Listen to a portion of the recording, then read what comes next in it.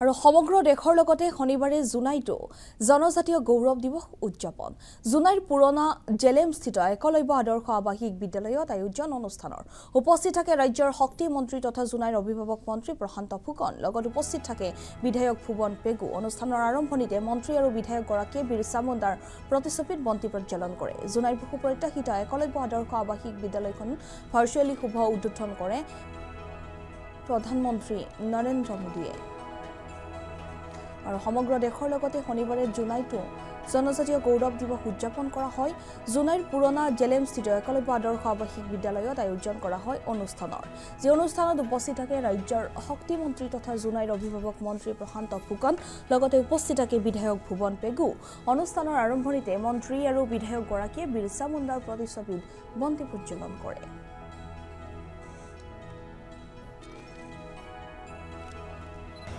একলব্য বিদ্যালয় মডেল স্কুলৰ আজি শুভ উদ্বোধন অনুষ্ঠানত ভাৰতৰ প্ৰধানমন্ত্ৰী নৰেন্দ্ৰ মোদী ডাঙৰীয়াই আৰু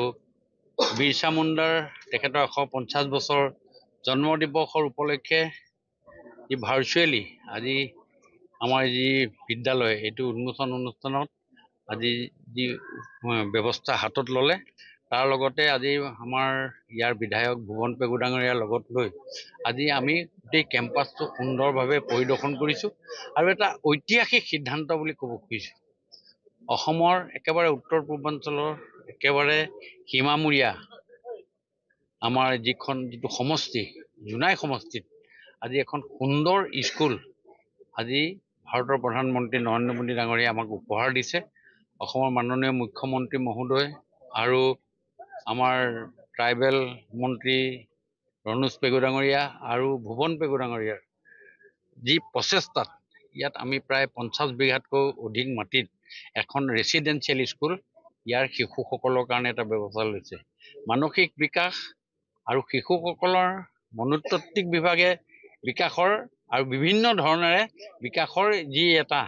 চিম্বল এটা সুন্দৰভাৱে বহিঃপ্ৰকাশ হৈছে আৰু এই স্কুলখন হোৱাৰ পাছত ইয়াৰ বৃহত্তৰ অঞ্চলৰ ৰাইজৰ বিভিন্ন প্ৰকাৰে যে সহায় হ'ব এই কথাটো আজি আমি ভাৰতৰ প্ৰধানমন্ত্ৰী নৰেন্দ্ৰ মোদী ডাঙৰীয়াৰ ভাষণত আসাম টক্স